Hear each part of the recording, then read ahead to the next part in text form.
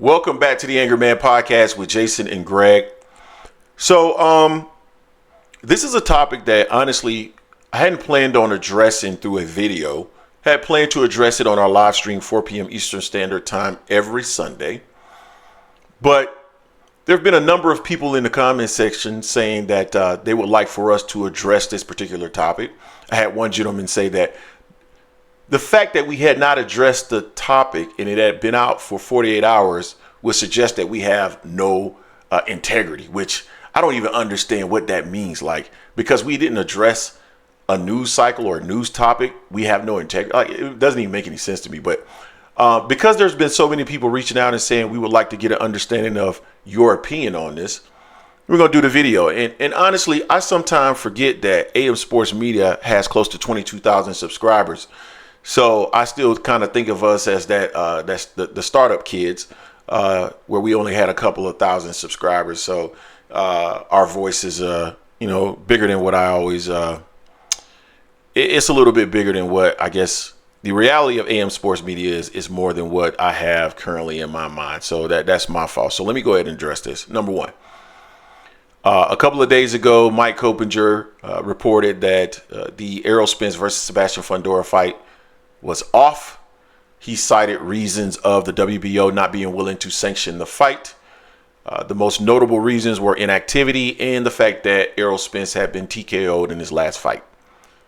I have no issue with the WBO not sanctioning the fight if Errol Spence has been inactive. I went back through some of the records and I saw that they have done this a number of times. I believe I saw that they did this also to Erickson Lubin. So I don't have an issue with that. The whole notion that they won't sanction a fight because a fighter has come off of a TKO loss, that makes absolutely no sense to me, because if I remember correctly, Sebastian Fundora was coming off of a TKO loss when he got the opportunity to face Tim Tszyu, and they sanctioned that fight for the WBO title. So those reasonings or those reasons don't make a whole lot of sense to me. But that is what Mike Coppinger reported, and he referenced, the WBO and their reasoning, and pretty much tied it in as though that's the reason why the fight didn't happen. Mike Coppinger is someone who, although I think he gets some of his reports correct, he is clearly someone who is biased. I think it's clear to anyone that is in the sport of boxing, I would consider us to a certain extent in the sport of boxing, that Mike Coppinger has an allegiance and ties to Terrence Crawford.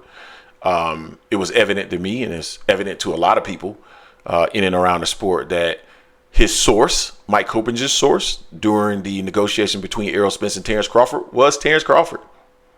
He has a bias towards PBC fighters, as evidenced by the fact that he inserted himself between Terrence Crawford and Gervonta Davis when they had their back and forth here a few days ago. So Mike Coppinger is someone who should report the news. If he wants to be a YouTuber or content creator, then brother, start your channel. But your job is to just report the facts and not necessarily give your opinion. And it's clear that your opinion has been inserted in your reporting, which makes you biased.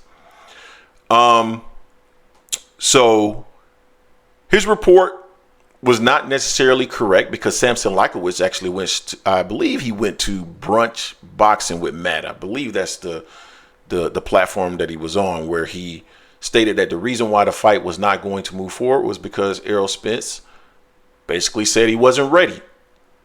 Now, that is different from what Coppinger is reporting, that the WBO wouldn't sanction the fight, and the way that it was worded, it would suggest that that's the reason why the fight didn't take place, but doesn't seem that is the case. Errol not being ready, that's an interesting topic. Over the last few months, it appeared that Errol had been training. I would assume that if Errol's not ready, it's because Errol doesn't have a trainer in place, which would make sense to me. If the fight is scheduled to take place in March or early April, makes total sense. And so the fight's not going to move forward. Now, that's being driven solely by Errol Spence, not by the WBO, not by Team Fundora, not by PBC, but by Errol Spence. Now, is it disappointing? It's absolutely disappointing because Errol Spence has not been in the ring for 18 months. And of course, fans of Errol Spence want to see him back in the ring because we want to see, where he's at in the sport. Like, where is his current position? How can he impact the 154-pound division? Those are all things that I personally believe that fans are interested in seeing in regards to Errol Spence. I know that I am. I see a lot of fans calling for Errol's retirement. Would I be mad if Errol Spence retired? I wouldn't. Errol has had, and I think anybody who is objective would say that Errol has had a tumultuous career. The accidents, the eye surgery, there's just been a number of setbacks in his career. And he made a lot of money with Terrence Crawford.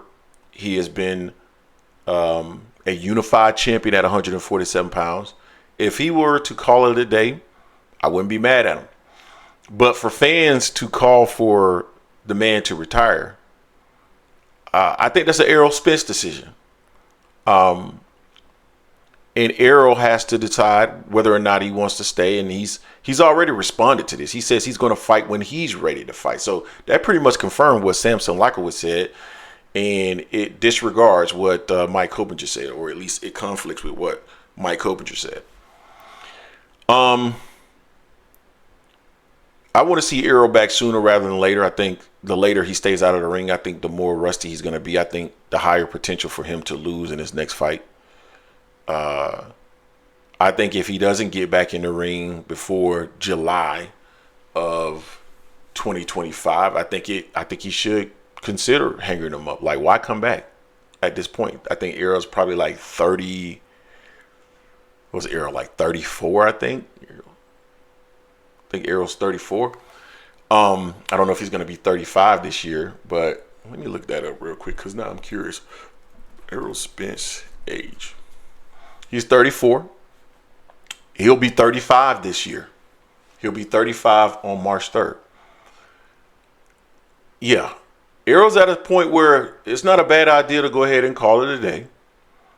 But fans running him out of the sport, I don't think that's going to happen. I don't think that's the way it should happen. I think Errol should at least have one more fight to see what Errol has. Maybe he still has it in the tank. But at 35 years old, there's no pushback from me for Errol to retire.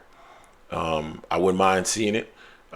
It's going to happen probably in the next couple of years anyway, because it's about time for that new crop of fighters to rise to the top and move the sport forward. So I wouldn't be upset seeing Errol go ahead and move on and do something else, become a promoter. But we'll see what Errol decides to do. Again, I'm disappointed that I'm not going to get the opportunity to see Errol this year. I'm pretty sure a lot of fans are disappointed that they're not going to see Errol this year. But ultimately, if he is not in a position to get in the ring, I think fans should be thankful that he's not moving forward, because we don't want to see Errol positioned where he could take any damage because he wasn't appropriately situated while he was in the ring. I think many of us felt that the last fight, partially the reason why the outcome was what it was because Errol wasn't appropriately situated in the best position to win that fight for various reasons. So those are my thoughts. Again, I was surprised that people wanted us to respond to this so badly, to the point where people say we didn't have integrity because we weren't responding to it. But the whole point was to respond to it this Sunday, 4 p.m. Eastern Standard Time. We will talk about it again. Jason will be on, or actually Jason won't be on this Sunday, but it'll just be me. And we'll chop it up then, and we'll talk about it again. So you all let me know what you think in the comment section in regards to this. Don't forget to hit, like, comment, and subscribe. This is the Angry Man Podcast and Sports Media, and I am out.